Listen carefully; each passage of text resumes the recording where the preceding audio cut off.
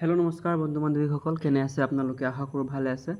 Assam police বা যিমানখিনি আমাৰ গভৰ্ণমেণ্ট এমপ্লয় হয় বা গভৰ্ণমেণ্ট চাকৰিয়াল হয় বা যিমানখিনি আমাৰ আপোনালোকৰ চাকৰিৰ কথা হৈ আছে, আপোনালোকে বহুত ধুনীয়া চেনেলত ভিজিট কৰিছে। যদি আপোনালোকে প্ৰথমবাৰ যদি ইয়াতে আহিছে, চেনেলখন ছাবস্ক্ৰাইব কৰিব। এতিয়া মেইন কথা হ'ল আপোনালোকৰ অসম পুলিচৰ ৰিজাল্ট। এতিয়া আমি গম পাওঁ যে অসম পুলিচৰ ৰিজাল্ট সোনকালে দিব, সকলোৱে গম পায়। মেইন কথা হ'ল আপোনালোকৰ AB বা UB যিমানখিনি ভেকেঞ্চিজ আহিছে বা যিমানজনে এপ্লাই কৰিছিলে, তাৰ উপৰিও এটা কথা আপোনালোকক ক'ব বিচাৰিছোঁ যে অসম পুলিচৰ ভেৰিফিকেশ্যন হ'ব।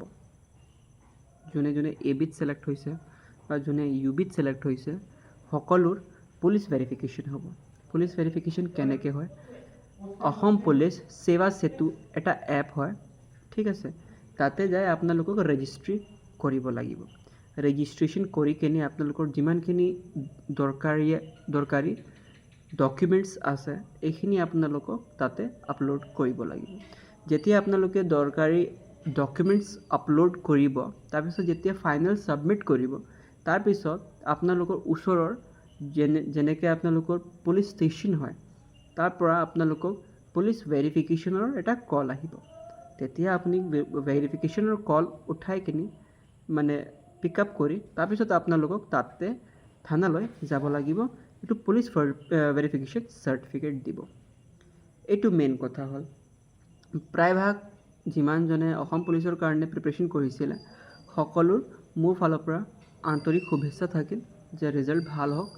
এটা মেইন কথা আপোনালোকক কৈ দিওঁ, এতিয়াও বহুত চেনেল এনেকুৱা আছে আপোনালোকৰ অসম পুলিচৰ ছেকেণ্ড লিষ্টৰ কাৰণে আহ্বান কৰি আছে, কথা কৈ আছে যে ছেকেণ্ড লিষ্ট আহিব, বাট কি হ'ব মই নাজানো। ইমান কোৱাৰ পিছতো বাৰে বাৰে এনেকুৱা চেনেল আছে আপোনালোকৰ যে বাৰে বাৰে কৈ আছে ছেকেণ্ড লিষ্ট আহিব, ছেকেণ্ড লিষ্ট আহিব, ছেকেণ্ড লিষ্ট আহিব। বাট ছেকেণ্ড লিষ্ট কেনেকৈ আহিব আপোনালোকক এইটো কওঁ। যদি আপোনালোকে এইটো ভিডিঅ' বাৰে বাৰে চাই আছে, এতিয়াৰ পৰা বন্ধ কৰিব।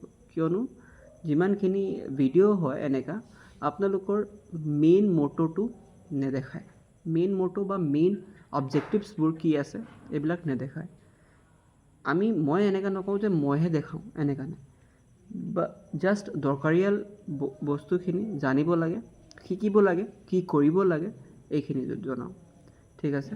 আপোনালোকে যেতিয়া আমাৰ এডভাৰটাইজমেণ্ট মুকলি কৰিব নতুন জবৰ কাৰণে, যেতিয়া এডভাৰটাইজমেণ্ট মুকলি কৰিব, তেতিয়াৰ পৰা মই কৈছিলোঁ যে ক্লাছেছ ষ্টাৰ্ট হৈ যাব।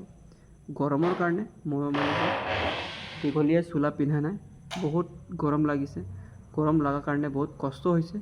সেইকাৰণে আপোনালোকৰ ওচৰত আহিছোঁ এইখিনি কথা জনাবৰ কাৰণে যে হয়, আপোনালোকে পুলিচ ভেৰিফিকেশ্যনটো মাষ্ট হয়, কৰাই ল'বই, ঠিক আছে।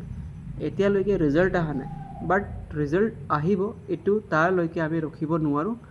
ৰিজাল্ট অহাৰ আগতে আপোনালোকক এটা মেছেজ আহিব পুলিচ ভেৰিফিকেশ্যনৰ। তাৰ ৰিজাল্ট অহা আগতে মেছেজ আহিলে ভাল কথা, নাহিলে আপোনালোকক কৰাবই লাগিব। নহ'লে ওচৰীয়া আপোনালোকৰ যোনটো থানা আছে, তাৰ পৰা মেছেজ আহি যাব। মেছেজটো নাহে মোৰ মতে, কিয়নো আপোনালোকক ডাইৰেক্ট এনেকুৱা ভেৰিফিকেশ্যন হ'ব, ঠিক আছে।